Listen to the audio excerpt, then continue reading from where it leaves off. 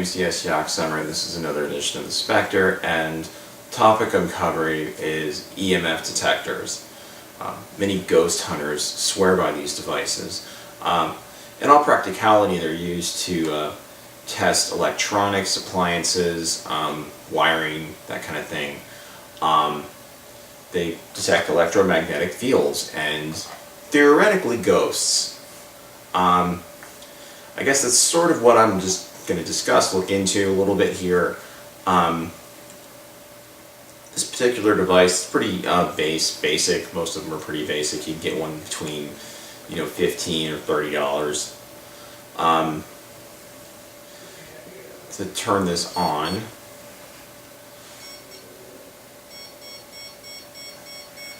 see, it's getting a lot of readings because it's near a plasma globe, of course. Take it away. Yep. So you need a controlled. The plasma globe gives off quite a bit of gives off quite a strong electromagnetic field. So, but I put it near the. Let's put it near the. Oh, it's pretty going off near the Ouija board. So maybe that's why. Let's get it as far away from the. Up. Nah. Closer we get to the plasma globe with the Ouija board, further away. Let's take the oracle off. There's actually a little glow device in there. Nope. A little bit. That's weird. Okay, so it's going off near the Ouija board. That's fucked up. That's because of the plasma globes still going off.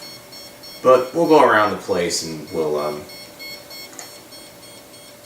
check out what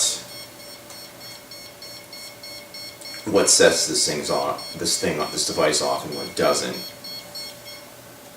Okay.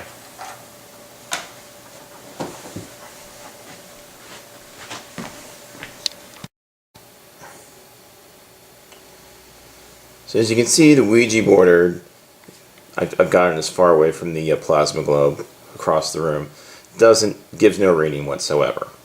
Okay, so we're going around the house. There's a little fluctuation, but there's a lot of electricity in the building. I mean, near here, this is actually the main Wi-Fi router. It starts to go off a little bit. It's through the wall on the other side of this closet door. So you get a little bit of fluctuation. There's the lamp. It's giving off stuff. Alright, get near the plasma globe again. It's going crazy. And if you get a significant reading, you can hit the data hold button. I think you have to hold it. Yeah, it'll record that. And you can go over and you can show your ghost hunting enthusiast friends the reading you got. If you're like in an abandoned asylum or something, where there's no power, where you would have kind of a controlled environment at least to see if this thing actually works right. But if you're in a building like this that's, just surging with power, there's electricity going through it, it's a little difficult to determine whether this really works.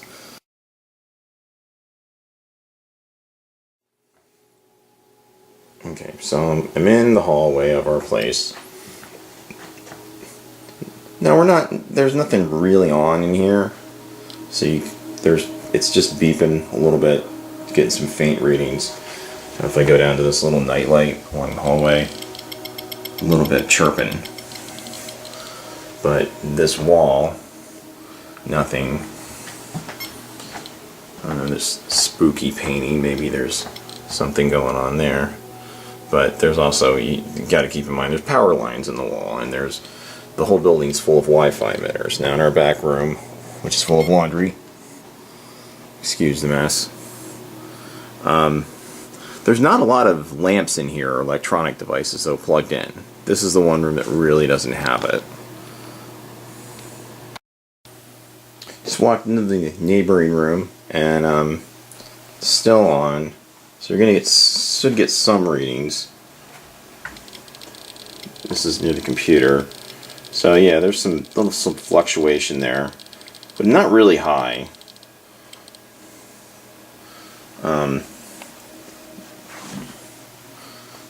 There's another electronic device, but it's in standby mode, so you're getting, it's just between 12 and 0 or 1. So, but nope, there's no, I haven't detected any portals opening from the nether realm for spirits to enter the physical realm or whatever.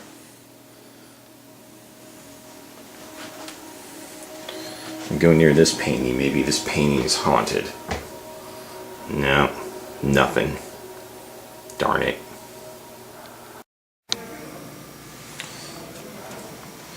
The hallway outside our apartment. Nope, nothing. Now I feel like a real paranormal investigator.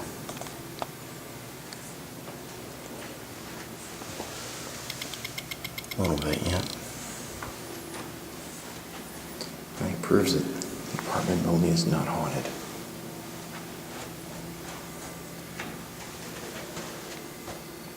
Nope. This building is clean.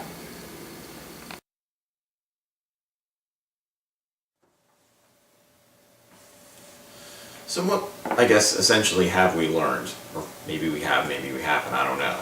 I'm not saying that there aren't ghosts or anything like that necessarily. I'm just saying maybe this isn't, this really is just mostly a theatrical tool, prop.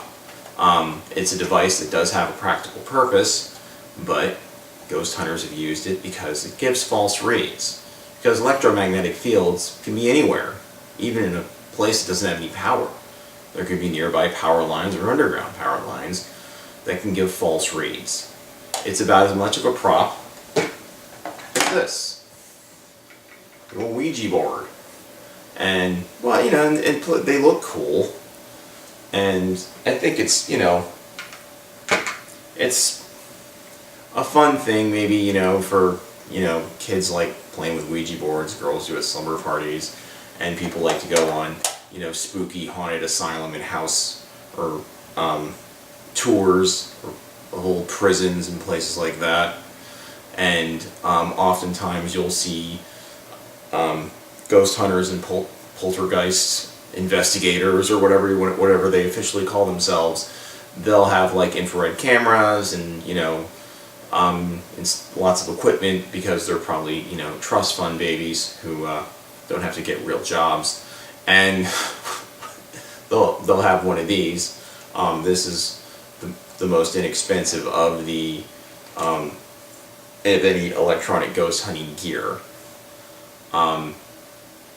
I mean, I don't want to be one of those people that just casts nothing but doubt on the paranormal, the field of paranormal investigation. I think it's actually kind of interesting. That's why I wanted to do another episode of this, looking into an aspect of it, which is, you know, some of the tools of the trade for this particular one. The Ouija board is actually another tool of the paranormal investigators, or the medium's trade, if you want to call it that, and all that. But yeah, I don't think this, I mean, if there's a way to contact essentially spirits who exist in another dimension, who the fuck knows, I highly doubt a device that's used to check for faulty wiring in buildings and you know, faulty appliances is the way to go, or that's going to actually work. So that's my take on that. That's what I took away from it. I don't know what you took away from it. If you've happened upon this video, please leave comments below. I'd be interested in what you think of it, and maybe some of your experiences you've had with the paranormal, and all of that. I'd be interested in hearing it, and what you think of EMF detectors and the validity of their use in ghost hunting. Happy ghost hunting, you know, that's all I gotta say. And if you like my videos, subscribe, by the way. And if you want to leave some hateful comments, as always, I welcome them. I find them quite amusing. So I hope you. I think it would actually, Valentine's Day coming up. This would, you could do a lot worse than this as a gift, because they wouldn't be expecting it unless your fiance or your significant other is a ghost hunting enthusiast. Then they might be expecting it. This has been another episode of The Spectre. My name is T.S. Yoxheimer. Happy Valentine's Day.